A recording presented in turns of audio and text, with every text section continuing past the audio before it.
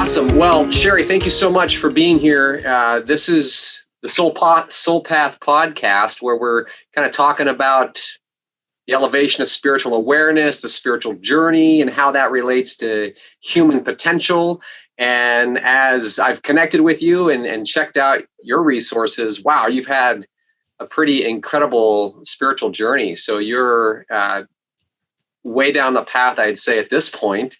And right now, that is bearing fruit as a healing, a holistic event you've got coming up tomorrow. Is that right? Yes, I have my monthly virtual fair called Healers Network. It's a psychic holistic healing fair. I've been running them virtually since August. This is my 12th that I have produced as well. I also am a co-producer of another huge event called New Life Expo, and I've helped him with 3 of those. And he has his next one coming up June 5th and 6th. So I got my hands full between my event and when his event comes, it consumes me, but it's a good consuming. Yeah. You know, it's a life-changing for many because it gives me a global reach around the world, which I never thought we would have, you know. I used to do this live, and it used to be on a smaller scale, but not on this global scale where I actually have people joining me from even, Scotland that are working with me, or Australia that are working with me. We just got our second guy from Australia this week. So it is so awesome. It feels like right now, kind of at the global energy level, this elevation of awareness, this shift in consciousness, almost in some way, the current crisis with all the shutdown and COVID and whatnot, forcing people into the virtual to connect. It's opened my eyes, I know, in a big sort of way. It's a lot different doing a live workshop than a virtual workshop. But once you've made that transition, I think it's really apparent just how much impact working with people all around the globe. I mean, just today I've worked with people from Australia, Germany, all across the United States. And it's like, that's really awesome. And it's something how technology can be such a distraction. Oh, the phone and the social media updates and all that. And so in that sense, it becomes, it kind of gets us caught up when we're thinking about the spiritual journey and I'm growing and I'm flourishing, I'm getting attuned and in line. The last thing we want to do is be caught up in our head in distraction. You know what I mean? And so I've long, I guess this is my own misjudgment, right? Is seeing technology as a impediment or a barrier to spirituality in some ways. And now I'm realizing, wow, that was just bass backwards. That's the wrong way. Thank God for the connections, because this is where energies, frequency and vibration is everything. But this is where we really needed the connection to keep us together through the past year. Yeah. And for those who have pivoted, and for me, who I was doing it in person, to bring it on live, and it took me a few months to figure it out, but now it's like a well-oiled machine. I figured it out like it's pretty much almost like a real conference.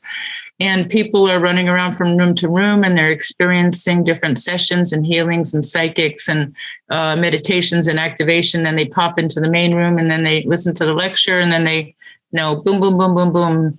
And they don't want to leave. They're just high on life when they're done, because they feel awakened, they feel alive, they feel they got their answers, they got their healings, they got their community.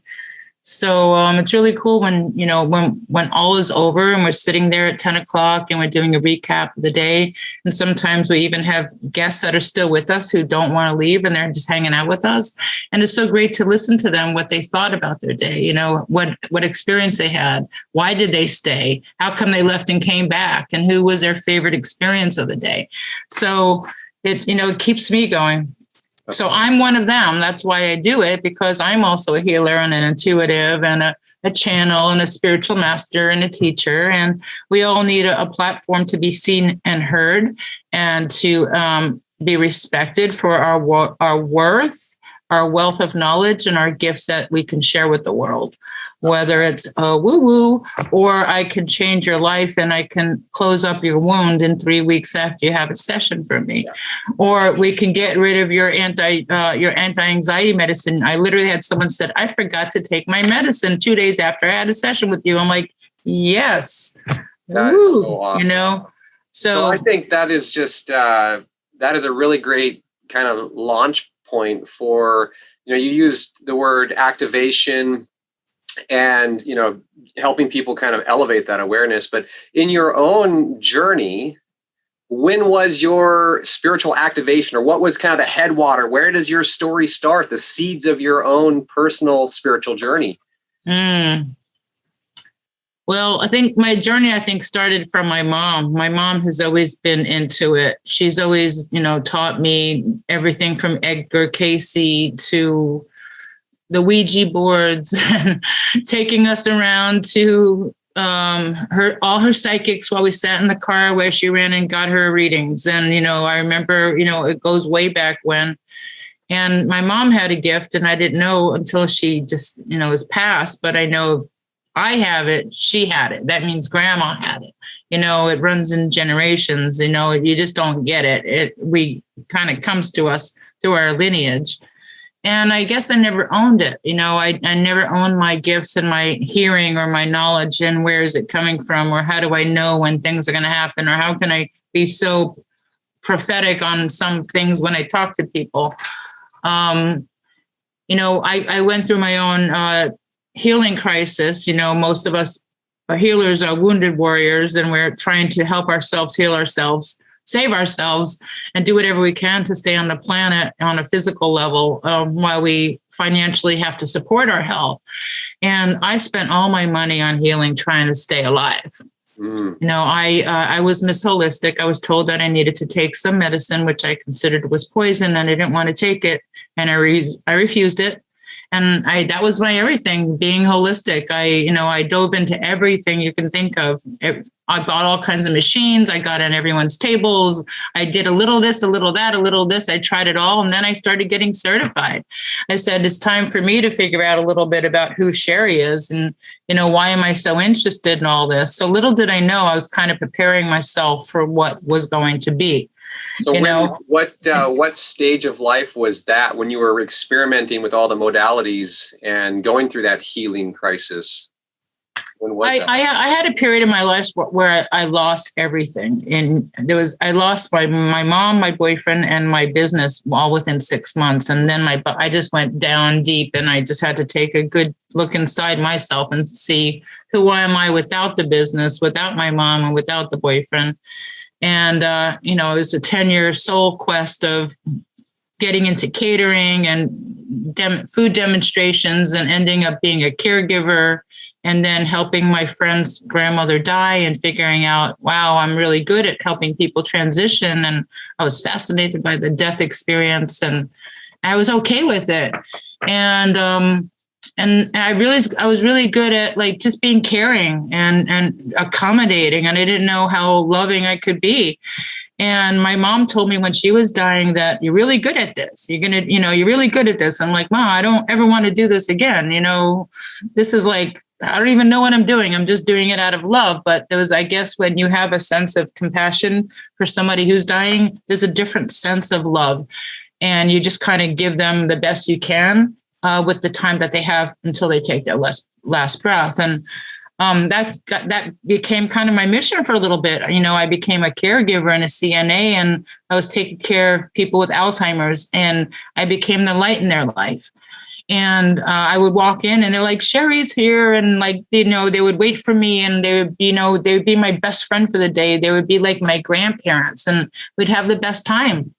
And there's one of my ladies who was completely holistic. She had breast cancer, and she refused to take any chemotherapy or radiation. And she had every kind of, natural medicine in the cabinets.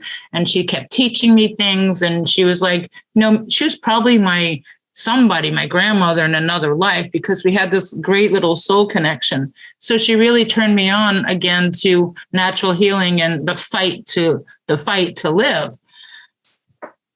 So one day I was at to hear Dr. John DeMartini speak, and it was a time in my life where I was at transition, and that's when he gave me my wake up call, because I've been told that I had the healing abilities my whole life, and it's been in my chart, it's been my astrology chart, it's been in my palm of my hands, and I just never owned it. And I said, how am I going to be a healer? I have no idea how you even begun to become a healer. And when Dr. John DeMartini said in the lecture, what is your highest value? What's truly important to you? What do you think about? What do you talk about? Where do you go on vacation? What surrounds you? Where do you spend your money? And that's when healing kind of awoke in me. Healing, healing, healing, healing, and healing. And there was no looking back. And that's like a whole nother chapter of how I started my business. Just by listening to him speak was like my catalyst for not looking back in my abilities. Yeah.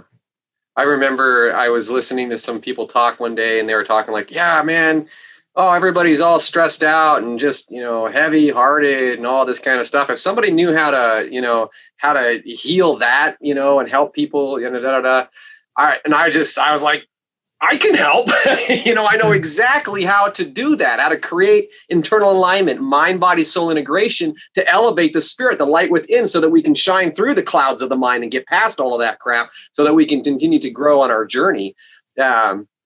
It's interesting how it's almost like it's a common thread in talking with other healers.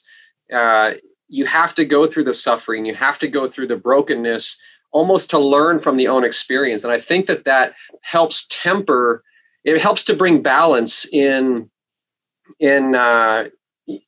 gift activation, right? So if all of a sudden you are just fully, actualized, fully activated, and just boom, you're radiating out and you're using your gifts, to serve humanity, there would still be potentially, that enticement to be ego, like, yeah, I'm a healer, you know what I mean? And it becomes this label, or it becomes this head trip where that is, obviously not the right path. And it creates, I think, a disconnect. So I speculate. That was my biggest issue, is owning that title.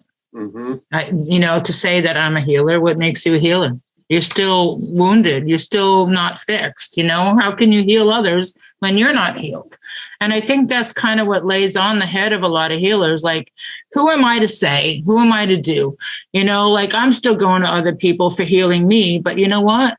We don't become the master until we start doing it. We have to start practicing and stop getting all these certificates and piling it up. I had my Reiki certificate sitting there for freaking 15 years.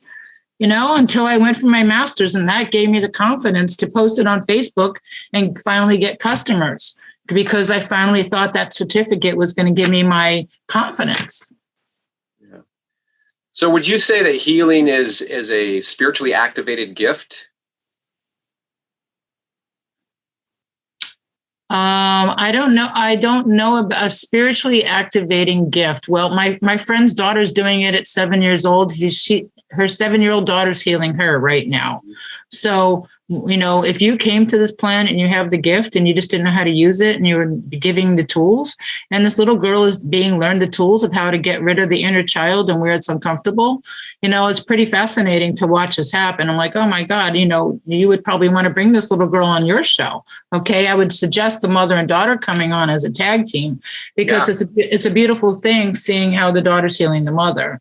And so, wow, it's about, I think, giving permission. When you give yourself permission is what it comes down to. When I finally gave myself permission and I allowed it to come through, man, my hands were vibrating. I was like, can anybody see my hands shaking? It was like, I thought it was like this. This is what my body felt like inside. I just felt like a human vibration, because I was channeling. I had this energy coming through me that I didn't know where it was coming from. I didn't really believe it at first, and then it got stronger and stronger. And I guess when you start doing it, and they're up there going, yay, they're doing it. And they're like, so like what happens with my guides is like, they're almost putting on their masks, gloves, and they're suiting up, and they get down on the table. They're like doing the psychic surgery with me when I work on my clients. So I kind of have to step back. So it's like me and my team, and we go at it. So I just let whatever happens. I don't take responsibility anymore. Yeah. And I think that's what happens, is that a lot of healers think that, they're the ones that are doing it. We're the middleman. That's where the ego comes in. Like, yeah, I'm the healer. I'm it. No, we are part of the team. That's you, the person on the table above, our channels, our guides, our masters, what's coming through us, our source, Tesla, whether it's other planetary sources, a Pleiadian, Lemurian, or other planets. And we have no idea until they get on the table and there's a connection. When there's a connection, then magic works. When there's not a connection before the session happens, I find the session is not as powerful. Yeah. I'm curious about that connection because I used to think that, oh, wow, there's magic in every moment, right? Like I see magic all over, and then there was a slow transition in that understanding where instead of thinking, oh, there's magic in every moment, it was the realization that every moment is magic. And to the extent that I'm not manifesting magic in my own life, and that's kind of a broad umbrella, but if there's an internal disconnect, right? Like, so if we're to channel, divine intent, energy, vibration, frequency, messaging, light, ultimately into this world, we have to be attuned, right? We have to be vibrating at the right frequency in order to be compatible. And if we're not, then we're out of tune. Yeah. Yeah. Right. It's like we're having these antennas on our head and they go beep, beep, beep, beep, beep, beep, beep. So that's when, when I help people who are thinking that they're intuitive or empaths or what gifts do I have as one of the clairs. I'm like, okay, we just got to tune it in. They're talking to you all the time. They're just waiting for you to listen to them. There might be a lot of voices and you don't know whose voice it is, but it's just about you just tuning the frequency like a radio station and just like really tuning in to the voices that are not yours sometimes. Like these magical voices like, wow, that was brilliant. Write that down, Sheri. Yeah. Yeah. I'm curious in the process of growing with this gift over time, do you find that there is a kind of a process of maturing in that discernment? Like you said, when people are first realizing, waking up to the fact like, oh, wow, I'm an empath or I'm an intuitive. I'm picking up on things that a lot of people don't seem to be picking up on here. Is that normal? What's wrong with me? Oh my gosh, am I crazy? All of that kind of arc of experience that I think people go through. Not everybody. Some people are just born and I think immediately realize and allow that gift to manifest. But I think not when they're young. Most children are not encouraged. They just think they're crazy. They're talking to voices and they're talking to their invisible friends and they're in the closets and they're drawing auras of rainbows around people. I think if parents are taught what their kids are truly seeing, because they're still coming in from the world from another reincarnation. They're so still in tune the first few years that they're usually drawing their past life, when they're drawing something. And if the parents could do that as teachers, I think we can really, take these little rainbow crystalline children and elevate them and accept them and make them their own special school, honestly. I think because kids are rejected and they're pushed down and they're saying, what are you talking about? There's nothing there. There's no ghosts. There's no invisible kids. Stop talking to yourself. So that's what I always hear from all my people, all my practitioners that I interview is most of them have had experience since they were children. Like, I remember when.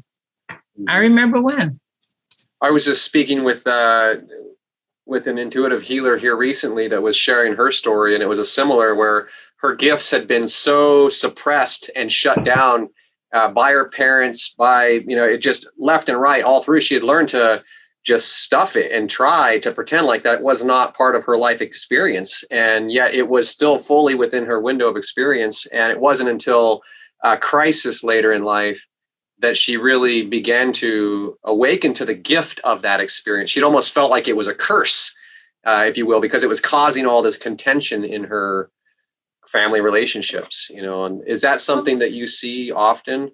Yes. Yeah. Because, a lot of people are depressed that have intuitive senses because we have to internalize and we're not understood and people don't understand why we're so sensitive or why we don't want to be around people or, why we cry easily or why things are, we come at a different energetic frequency when you're an empath and people are not understood. So I think that's the biggest first thing is to see How much of an empath are you? And then how much do you know? How much do you listen?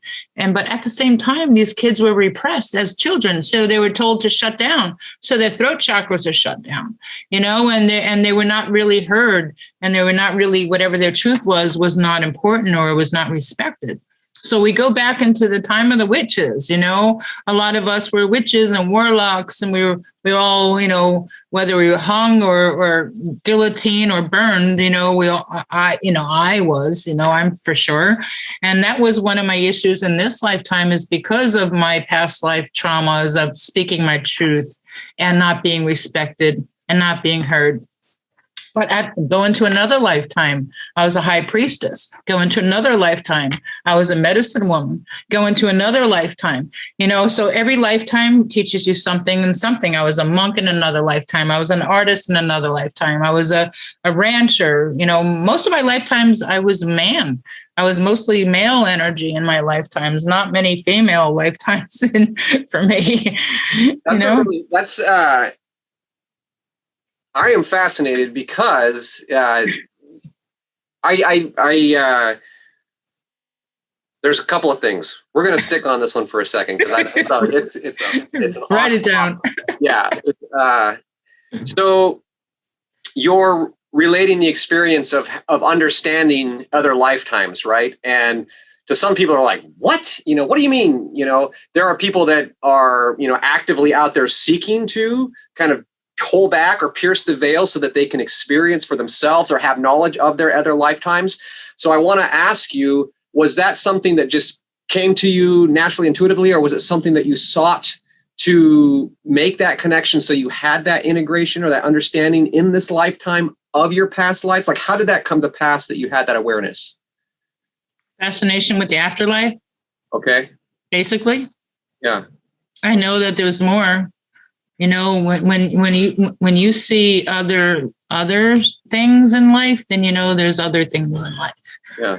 I'm an orb person. I see orbs everywhere. I even have a page on Facebook, orb spirits and more, because there was a point that everywhere I went, my camera captured orbs. Like, how come only my camera? They're saying, oh, it's dust, it's dust. No, it's orbs. Watch this. And it was so cool, especially like when a green, orb would come out of someone's heart chakra, or the blue would come right out of their throat. I've seen UFOs. I've seen things move. I've had, instances where I felt things on my body pressing down on me. I know that there's other lives out there and we're not alone. Completely into the whole metaphysical ET and, Stonehenge and the crop circles and all these unknown things. Like, where does it come from? Where does it begin? That's me. I'm such a curious kind of George kind of girl. And so why wouldn't I delve into the supernatural? My mom taught me this, I thank my mom for teaching me how to be inquisitive. I've always been very inquisitive and wanting to know the whys. I guess to clarify the question a little bit, I'm specifically curious about, because I'm right with you on all of that. I'm curious how, I personally, I've not experienced connection with past life. I've had a couple of instances where I would say I have a strong indication, for example, that I was a female African-American in a past life, and it comes out in my voice when I sing. And, I can, when I'm singing some Aretha Franklin, man, I am feeling it in my soul. I kid you not. And not only do I feel it in my soul, everybody in the room feels it too. And that is not me. That is, an element of me that is just there. And I would say it comes from that past life connection. But specifically, I haven't sought that. And I know people who do or have. And so you never done any past lives regressions or any Akashic records or medical past life trauma? I know someone who does past life surrogacy. She will actually go into your past lives for you. Wow. Yeah. No, I'm very familiar with it. And like I said, I have friends that have been, gone down that path. I have a different experience. There was a passage in the Yoga Sutras that really spoke to me and gave me peak clarity. My life journey has been a wild adventure like, many other people's has. But I was born into poverty, but with a wealth of wisdom. And from a young age was honored for that gift, and came to meditation at a young age, achieved a peak, I would say, meditative or spiritual experience at a young age, wherein, I had that kind of aha immersion. Well, what made you get it at a young age? That would have been, so I was relaying this experience with a monk at a monastery one time, and he said, the only thing that would explain your life situation is, past life, basically, all of the karma of my past life bring you to this moment. Well, that was a phase in life in a completely different situation, years and years, probably decades apart. I was studying the Yoga Sutras, and there was a passage that talked about, as we are all ascending the path, the spiritual ladder, so to speak, when, at a certain level, you've achieved a certain level of karma, but you still might get struck by lightning, a tree might fall on you, you know what I mean? Like things, you can still die accidentally, essentially, but not as of, karmic consequence. And as I was thinking about this, let me finish the sutra. If that was the case, then you would be born back into life in poverty and with wisdom. And those were the specific words in the sutras. And that's what struck me. I'm like, wow. And it connected back to what that monk had said, which was his perspective. And at that point in my life, I had no acceptance or rejectance of past lives. It's all very fluid to me. I was raised without, structured religion. My mother was a hippie. My father was a biker. I've been very open-minded. But I had those transcendental experiences at a young age. I saw magic. I've experienced, and I would say manifested things that could only fall into the category of metaphysical. And it's to me, that's just life. It's as much as tangible reality as anything. Have you ever checked out your human design? Yes. Do you know what are you? So manifesting generator. I'm a manifester. Yeah. That is, I have some interesting talk about human design. I have some questions about it because I was in a yoga conference, and I walked into the back of this room, and I was trying to just real quietly, not be noticed and go around the back. And the lady up at the front, and there was probably, 60 people in the room, stopped right in the middle of her thing and said, "Thank you." And I was walking, not paying attention, she said, "Thank you. Thank you for being here." And I stopped and I turned, and she was talking to me. She said, "Thank you for your presence. Thank you for holding space." And I said, "I'm honored," and so I ended up staying and listening, and we had a whole talk about human design. Super cool. I have an inclination that I'm actually a reflector, but that's a very small percentage of human design. I'm not certain on my hour of birth, and so there's some question in that, right? Anyway, there's only 1% that is reflectors. You don't take a whole month to make a decision, do you? No. Okay, no. I make a decision like that. Yeah, so you're not a reflector. Okay, well, there you go. Yeah, I don't know enough about it. But you do. How long have you been studying human design? I'm not a human design person. I'm just a recipient of the services, and I know I'm a manifester. And when you're a manifester, I'm 9% of the world. And like people how come things come to you? I said they really do. It's kind of magical. Sometimes I even put in my calendar how many appointments I want for the week, and that's how many appointments I get for the week. Wow. And every day is magical. I kind of look at the universe, what is the universe going to conspire for me today? What phone call am I going to receive? What email am I going to get? What connection am I going to get? It's going to make me go, wow. There's still a God. Yeah. On the, I talk about good old divinity. It's one of the interesting things about the spiritual journey is that, and this is something that fascinates me, is everybody's experience is so unique. And, depending on a person's, kind of geocentric upbringing, where they were born at in the world, that's going to play into it. And then definitely the family lineage and the tradition there, that's going to play into it. But even through all of that, there's the unique alchemy of personal experience that brings together, a personal perspective on the spiritual path. And I like to learn as much as I can. I am, insatiably curious. I have experienced things I'd like to, to talk about or like to understand. And I realize at the very same time that there are things that are difficult to put into words. There are personal experiences that are very hard to express. And certainly for myself, and I'm sure for many, probably everybody, it's a human thing, right? Like, you don't want to share this really intimate personal experience if it's not well received. If it's, if you're sharing that from the heart and somebody, they want to judge you for it, or they want to discredit it, talk down and ridicule you for your own personal spiritual experience, it's like, and you mean the teachers that come into our life and, shoot us down or something, you mean? I would say sometimes it's a teacher. Absolutely. Mm-hmm. I would say that there are times when a person is on a path and they have a teacher on that path, and they're growing and faster than, and they're going to ultimately eclipse where that teacher is at. And at some point that creates tension to where that, the student's understanding and perspective has expanded beyond that of the teacher. So I think that sometimes that teacher, out of egos, needs to maintain the teacher to student relationship, will be overly critical and not allow them to express their gifts, perhaps. But I think probably more than that, it's the family and the friends. So it's the closer social circle that says, so if you were, okay, so here's how it might be.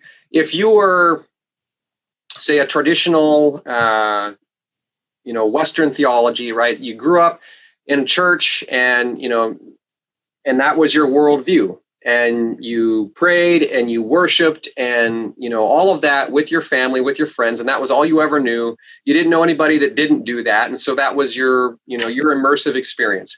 A person with that background might come into, I think, join a a different community that doesn't have the same background, and they say, oh man, I had this great experience where I was praying to Jesus, and I heard Jesus speak to me, and this is their personal experience. Other people might say, what? No way Jesus was speaking to you. You're hearing voices in your head, and that might be that.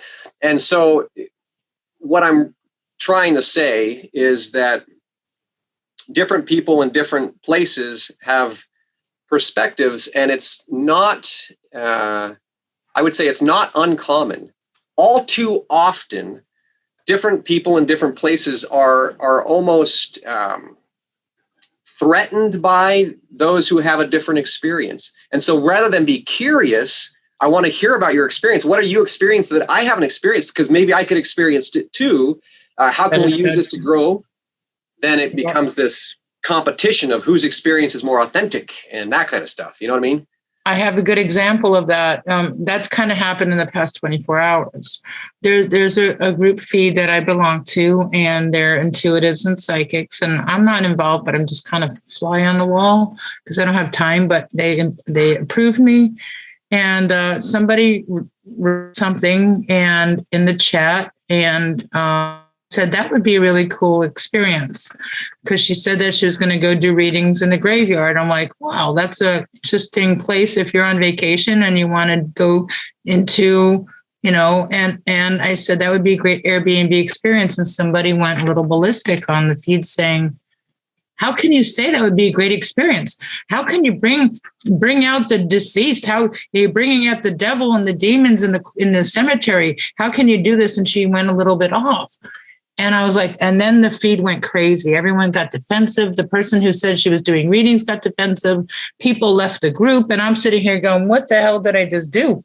All I did was say something that was unique. People do tours in the cemeteries. And then I went to Airbnb, and there was someone who does yoga in the cemetery because it's a beautiful nature park. I'm like, to each his own, so talk about judgment, what does a cemetery mean to people, right? Yeah. And then bam. What's the symbol? What's the trigger for a lot of people? Yeah, it's so true. I'm curious, do you have any relationship or any experience with spirit animals in your journey? Spirit animals. Well, I don't really know about the animals being my guide. I know that they're with me. I don't know which one totally is supporting me. I know I got dragon in me. And I know I believe in messenger totems, when you pass animals and birds and lizards and things on your path, as well as finding dead things on your path. Like the other day, I found a dead bird. Randomly, I never find a dead bird. And my friend was actually pointing out the birds like 48 hours ago. Like, I saw the beautiful birds on your property. And then there was a dead bird. I'm like, uh-oh. But there was also a woman in my office who was dealing with cancer. So I said, hopefully that was your cancer or that just died, Yeah. I've always had a close connection with nature and kind of an affinity for Native American spiritualism, kind of based on my background. And but it wasn't until later in life, in probably my early 30s, that I random coincidence, kind of a situation where a lady just came up to me. She approached me out of the blue and said, I don't know how you feel about this, but if you're open, would you be into pulling one of these cards? And she kind of fanned out a deck of cards. And yeah, absolutely. So pluck one out, and it was a raccoon. And so she proceeded to, read to me from the book and, tell me about the wisdom of the raccoon and the role of the raccoon, which is the raccoon is the protector of the innocent and the infirm. And when she was starting to read, it's, more than that, but she was starting to read that, man, it just welled up and I just started crying right there, just standing there like, it just lined out the mission of my heart, that's what makes me tick, the protective part of it. And I bring that up because I feel like, I like to joke and I tell people, I'm a cosmic beast, you know what I mean? Like as far as a spiritual creature is concerned, where I'm at in my journey is where I'm at in my journey. But when it comes to shining light and being a creature of light, that is, I'm an incredible force in the cosmos in that sense. And to be protective, this is manifest for me in different ways of life, whether it was, I was the kid that would beat up the bully, that kind of thing. I went into the military to serve and to protect, always, fighting. I like to fight, I'm a warrior at heart, right? I have a warrior spirit. And protect. We like to protect. To protect, correct. And the element that's come about later in life for me was this spiritual protection, casting light, sheltering people from darkness when necessary. And sometimes, the way that plays out, sometimes it's very personal and in a specific. I've dealt with people that were literally under attack and dealing with that. That's a pretty intense situation. But on a broader, more general scale, I find, the feeling in my heart is, and part of kind of the heart behind the Soul Path podcast, is protecting the sacred space of each person's spiritual journey, right? And so to create the safe space for you to share your wisdom and light, or for anybody anywhere on their path to share their wisdom and light, because I believe that the infinite wisdom and the gifts are already embedded in each of us. It's already there, whether it's activated and realized or not. It's there, and I can see that, and I can honor that, and I can hold space to help allow that light to come through. And anyway, that's just kind of how I Our goal is to bring, bring people from the darkness into the light. And the light workers, most of them have been through some kind of darkness, and they've been suppressed, and they don't know how to share. And I also do a weekly holistic happy hour networker to help these so-called people such as me, step into their power and their gifts and own their value and worth, and to set their price and to figure out their branding and to understand the marketing concept and to get your website going and to be accountable to others and to know that you're not crazy and, it's okay and we'll guide you through this. Yeah. So I do that every Wednesday from 7 to 9 Eastern time on Zoom. And I have people from all over the place. And I've watched people grow so much, when they come in going, I believe I'm intuitive, I'm a reader. I think I'm a light language and I do healing and I've been doing this a long time, but I've never charged anybody. I just do it on my friends. Like, okay, you want to make some money? You want to, really like not make this a hobby anymore? Are you ready to leave your daytime job? Okay, let's go there. Isn't it interesting? That's a good point you bring up. Are you ready to make some money, right? So you say that to a person they think, oh, I'm a spiritual person. I've got these spiritual gifts. It doesn't have anything to do with money or business. It's like a hobby, like you said. I used to relate to that and think that, why would I charge somebody for something that I would do for free, gladly,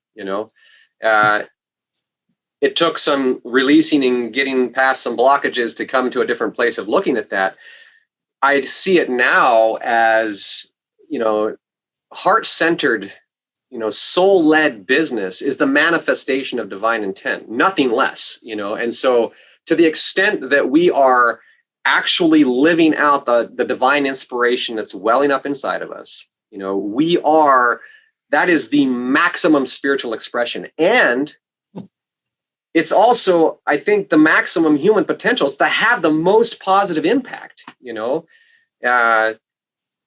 But we have to get people to realize that they're not trapped animals, that they can come out of their cave and come out of their cells and come out of hiding.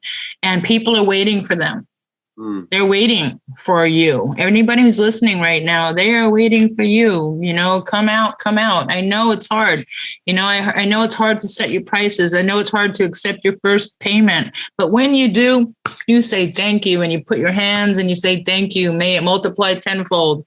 I remember how exciting it was when I first started getting paid. I'm like, wow, I'm actually getting paid for this, and this is like really fun. I could do this all day long. Imagine that.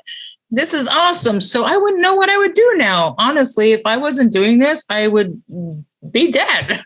No, it's like, I'm a sound healer. I'm an energy healer. I'm a Reiki master. I produce virtual fairs. I do networkers. I teach people how to do Airbnb experiences. I am an Airbnb experience. I teach people things, so there's not enough hours in my day. It's just a gift. We have to just start sharing what we know and all this knowledge of all these years, of all these teaching, all these certificates, all these tools in our tool belts, everybody. Yeah. Use them. Put one at everybody thinks you need to like get this and get this. Where people are in perfection paralysis. They're like, I'm waiting for this and then I'm going to do this. And I'm like, I'm still waiting. I'm waiting. Just do it for free and get your reviews, get your feedback, give your confidence. You need that third-party credibility. And that's all it takes, guys. Just go for it. Just do it. Do it for free. Get as many free feedbacks as you can before you start receiving your money. Do it.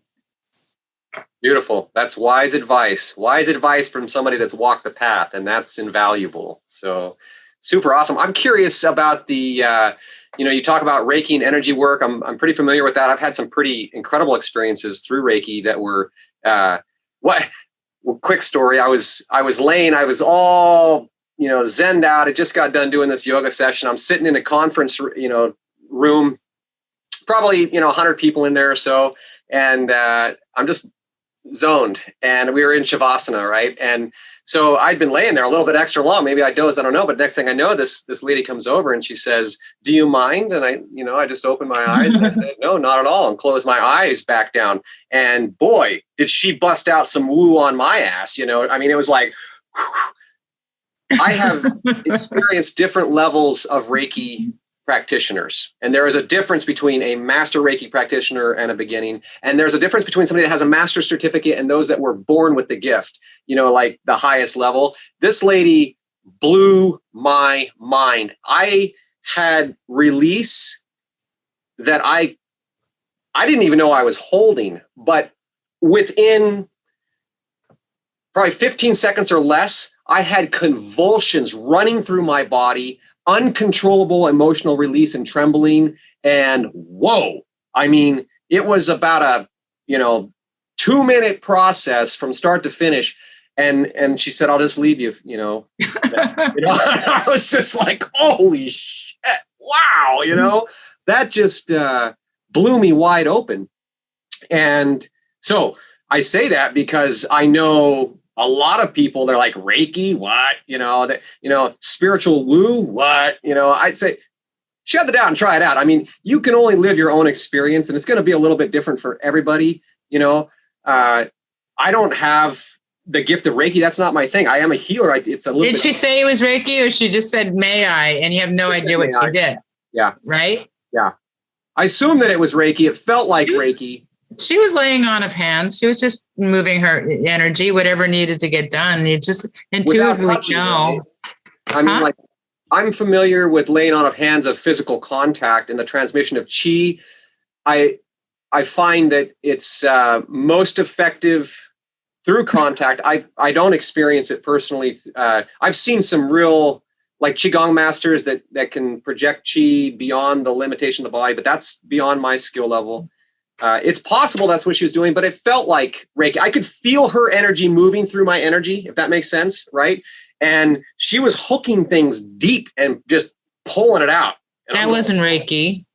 No? No, that wasn't Reiki. What do you think?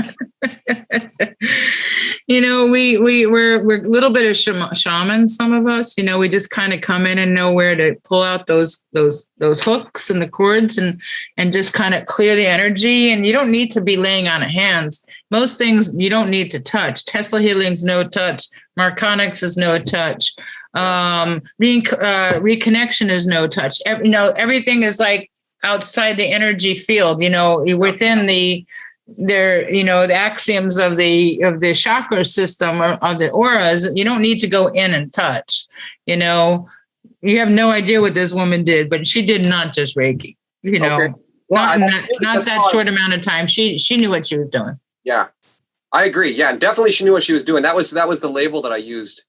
Reiki is my cover. I call it Reiki on steroids, and they say I'm coming for a Reiki session. I said, okay, just letting you know it's my cover because it's not just Reiki. Yeah.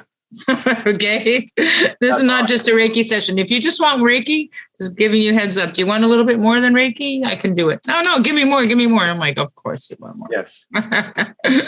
So how would you describe that? That's what I was curious about. As far as Reiki, and that's just straight up as far as my understanding goes, it's just straight up energy work, right? I mean, we're working with vibrational frequencies, patterns and densities and energy, similar to traditional Chinese medicine. And so we've got the nadis and the prana in yoga.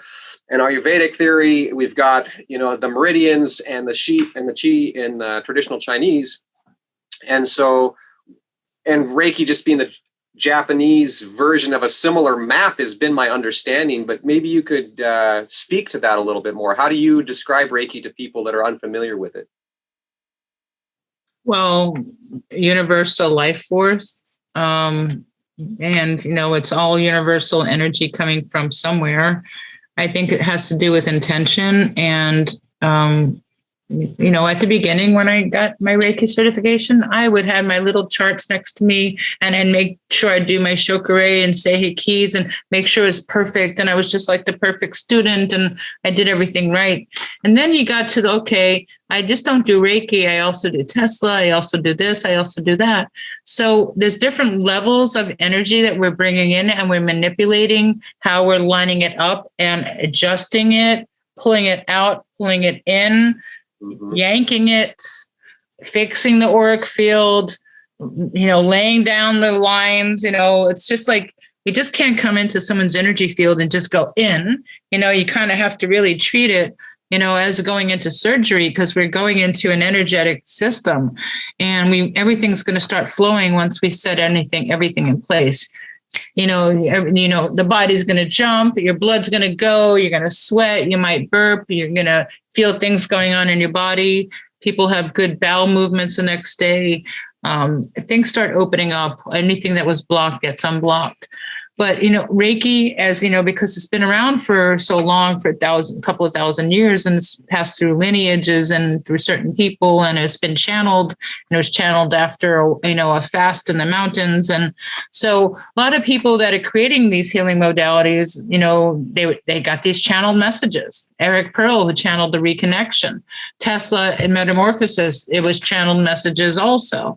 So why can't I do something? People are asking me for a class. When are you going to teach a class, Sheri? They want to learn what I'm doing. Okay, what am I going to do? So is Sheri going to teach a class? What's it going to be called? Am I going to tune people? Am I going to certify people? Why not? I can start something too. So, what I'm saying? People do come along with their own healing modalities, and they name it, and they get people certified under them. And next thing you know, you got a bunch of people kind of mini me's. Mm-hmm. Yeah, it's kind of the tried and true. It's a tradition, right? Honoring a time-honored tradition of mentoring, and just like not everybody's going to go off into the cave and have that direct channeling experience, but somebody is, and you might be that person, and you might be that person, and then, but when you do, when that's your mantle to receive that, the responsibility then is to share that and, transmit that into the world and, progenate, to equip other people to take that message into the world, and the same. It's interesting. I'm really super curious about the Tesla healing. This is new to me. I want to know all about it. I'm probably going to, do 100 hours of research on it, but I'd like to hear from somebody that, tell me about Tesla healing, your experience with it, please. Kind of interesting, because when I first got certified with my Reiki master's level, and I was excited, and I took my business card and I said, okay, now I can go to the Holistic Chamber of Commerce. Now I can say I'm a Reiki master. Now it's funny, I didn't even have the word Reiki on my business card. It was my old business card with all the 10 things I used to do, an organizer, caterer, party planner, whatever you needed, Sheri did it. But now that I was a Reiki master, I went in and I gave my business card, and she goes, Reiki Schmeiki. She literally said that, Reiki Schmeiki. She goes, Tesla is a new healing. And I'm like, what are you talking about? And she goes, Tesla, the car? No, Tesla Metamorphosis. And I'm like, I never heard of this in my life. She gives me this piece of paper, this flyer, and she goes, she's coming here from Australia next weekend, and she's only teaching this next weekend. Like it was like the following weekend. I'm like, oh man, I already got something obligated. I can't go. I'm like, I got to go home and research this. What the hell is Tesla Metamorphosis? It was like branded. It had a logo and everything. So it's Tesla Healing Metamorphosis. She's from Australia, but she's actually from Serbia. Her name is Anna Petrovic. And she started receiving a lot of messages that she felt were messages from Tesla, whether the doves were coming, and she was receiving dreams. And then she met this woman who received a message that Tesla wanted her to create a healing modality for Tesla healing. So she created this healing modality. It's a little bit of like reconnective healing, a little bit of Reiki. Honestly, there's a little bit of symbolisms of both. And then there's some things that I've never done before in my life. And she has this 3-day process, not only 3 days, but like 2 weekends process, and 3 different levels that I had to take. And we had to draw things, and we had to like kind of work the body. And the further we are on the body, the stronger the energy goes. So it's hands off. And if you took like a PIP camera, like where they have this special camera to see the frequencies, you can see purple in the room or purple coming out of my hands, as opposed to, and it kind of spreads into the room. So it's a force that goes into the room. It goes far and wide. So it's energy in the whole room. So I became the Tesla rod. I got questions. I'm really curious about this. So, because I do not have the gift of seeing auras, though I do see light in ways that other people don't see light. And I have the ability to basically, expand purple energy, purple light into any given space around me. Oh. It's an interesting, I don't have the ability to see that from other, I can feel it. I can feel other people's energy, but I can't see it, but I can definitely see it when I'm projecting it. And it doesn't always, I can, project green, purple or what have you. But I'm just curious. So does Tesla and Tesla Rod, tell me more. Purple is the color of healing. I know that after the session and then people give me the feedback and I ask them, what color did you see? And when they said that they saw purple and it was swirls of purple, I'm like, yes, because I know that's when the magic happened. When purple comes into the room, that's the healing color, according to my philosophy. There's a lot of white light that comes into the third eye and, we get rid of the darkness. But when that purple happens, that's when the magic appears. Right. And there's waves. People literally feel waves of energy like this, like an ocean. Then they feel tingling in all their body where they just want to scratch because everything is coming alive. And then when I touch their toes, shoom, they feel energy coming straight out their feet, like woo, like they just got stuck in their socket. They start coming alive. Things are percolating. And I'm like, okay, this is not a typical energy Reiki session. This is action. This is activation. This is like energies flowing. I start off with the sound healing, but I end, with tuning forks and, I have crystals on them. I got pyramids on them. I do access consciousness bars. I shut down their brain. So they're going on a vacation with themselves, without leaving, town kind of thing. So it's a trip. It is a trip. It's a trip. People say it's like, oh my God, this is like the best drug ever. You're my new drug dealer.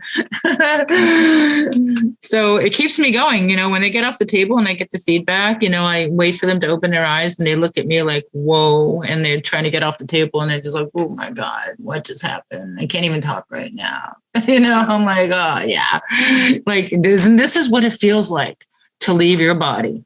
This is what nothing feels like. This is what it feels like to shut down all those problems in that head of yours that you came in with. When was the last time you felt that? It's just like the ultimate liberation. Yeah. Release. Yeah. It is. Just to forget. Still be here, but forget. I'm here, but I'm not here. I couldn't move my fingers and toes if I tried, they say.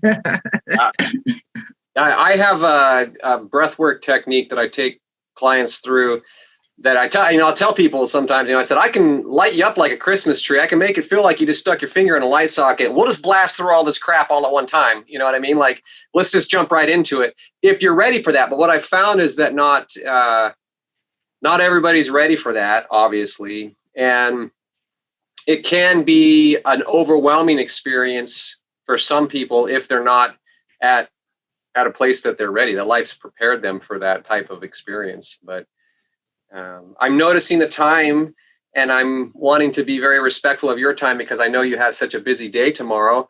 Do you have just a few more minutes to wrap it up or do we need to cut it dry right now? No, I'm good. Okay, awesome. Yeah. So energy healing, spiritual development. One of the things that you had, I just flashed on purple when I closed my eyes. I used to wear a purple turtleneck in like junior high. That was purple's always been my favorite color. And I just see that connection now. The first time I realized I was a healer was I was at a party and, about half lit and everybody's, and this lady that, this girl had been drinking a little bit much, kind of stumbled and she broke her ankle bad and real bad. So they called an ambulance and all that. And in that, I just felt it. I was around, I wasn't even in the same area. I felt it and I just, boom, I got up, went right over and I just put my hand on her and I said, it's going to be okay. And that was it. And it took away all of her pain. And I didn't realize it at the time, but later seeing that lady, she said, oh my gosh, I had to find out who was that man that touched me. When you touched my leg, it stopped hurting. And it was just like that. And I was, wow, that was, my intent was to transmit positive energy and comfort, and all of that kind of stuff. I wasn't thinking, I'm going to mend the bone or I'm going to do something like that, but that was the first time I think I really realized there was something to this energy healing and using that gift to heal. Anyway, it's kind of funny because fast forward to that woman laying hands on you at the yoga event, and like, who the hell was she and what just happened? Yeah. You see these little angels that will come into your life and lay your hands. You know, I've also used to be out in public and they'll tell me my shoulder hurts. And I'm like, what? And I just put my hand on their shoulder while we talk. And by the time we're done, their shoulder doesn't hurt anymore. And I leave and they go, who the hell was that lady? Yeah. These are, I consider these to be spiritual gifts. And it is, you know, my opinion is that, you know, life is a spiritual journey. It's the evolution of the soul. We're here to grow. We're here to learn something. We're here to give something, to connect and contribute. And so along this process, there are those that are, you know, born into the world as an old soul. So that gift is kind of already there, almost fully developed, or already developed. They're like the 7-year-old, her gift is already fully functioning and developed, and she's doing it, right? And I love that kind of story. I love to see that. That's gives me so much hope for the future. And then, but more often, I think mostly because of societal conditioning and social conditioning, a lot more people are born into the world. They may have, you know, some inclination of spiritual gifts, but they're not being encouraged to develop it. And so if they have any kind of like spontaneous expression of spiritual gift, it's not validated, so they shut down. Right. So there's this huge need in the shifting of consciousness, the elevation of consciousness. There is this need for activation of spiritual gifts. And I think it's fascinating that all the different lineages, whether you're looking at Islam or Christianity, Judaism, any of the monotheistic traditions, any of the, you know, the other, you know, more Hindu, Taoism, you know, Qigong, etc., they have also spiritual ascension. There's spiritual gifts across all of these systems. And then you have the intuitive and the, you know, new channelings like the Tesla system. Reiki yoga, these have been around for thousands of years, but it's a constant thing. It's constantly in bloom. Divine expression is a creative exploration of infinite potential. And that's infinite healing potential, I believe, coming through humanity. And so my question, I'm curious, as kind of a, you know, closing, you know, salvo, but how do you think we as humanity, in the broadest sense, in the most general sense, how can we better serve each other in activating, honoring, and getting these gifts to grow fruit, or to, you know, does that make sense? Is that a clear question? Acknowledging, number one, people who do have gifts, and to give them a fair value of their time. Just don't take it. It is time. It is effort. People get training. They spend a lot of time, money, and effort to get trained, just like an electrician or a plumber. You know, we all got our specialties. You know, us healers are the new doctors of the world. You know, people are going to come to us more than ever, especially because of this pandemic. People are seeking the alternative ways to heal. They don't want to go into the medical facility. They don't want to subject themselves. They don't want to take any more poison, or the medical industry has failed them. So they have to, we're going back to almost the beginning, I hate to say, but, you know, everyone's going as natural as possible. They don't want to put any more poison in their body. They want to get rid of the poison. They want to get rid of the emotional poison, all the baggage.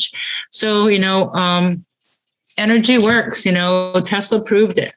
And there's an energetic system, and without the energetic system, we have nothing. And that's the most important system, honestly. You know, without the energy, everything connecting, the brain shuts down, the heart shuts down, everything shuts down. Mm-hmm. So we got to keep that energy flowing, keep everything going, and listen and love and understand and respect. And everybody comes to me, you know, I get to deal with a lot of trauma, and a lot of people dealing with childhood trauma, and, you know, the victim, you know, why they're still playing, you know, when did this happen? Oh, and they go back to 7, 8 years old. Like, oh my God, and you're still holding on to this, Lord, you know, so we have to like get rid of that, replaying that record, and let people just living in their power and letting go. And just being free again, because there's a lot of abuse, a lot of turmoil, a lot of narcissism, alcoholism, sexual abuse, and this makes this makes destroyed adults. What happens to them as children destroys them as physical human adults that can't function anymore properly because of what their mother or father did to them. So parents, take responsibility now while you can, because we don't want them to be visiting healers 50 years from now because of what you did or what you didn't do. Listening to them, their truth, what they're saying, what they're seeing, and how they're feeling. If they're feeling something's wrong, it's probably true. Okay? Kids have strong gut intuition. Beautiful. Thank you for that wisdom. That is definitely, I think, a message that everybody needs to hear. Humanity needs to hear it. So, well, I don't know what I just said. That was a good channel. I'll listen to it later.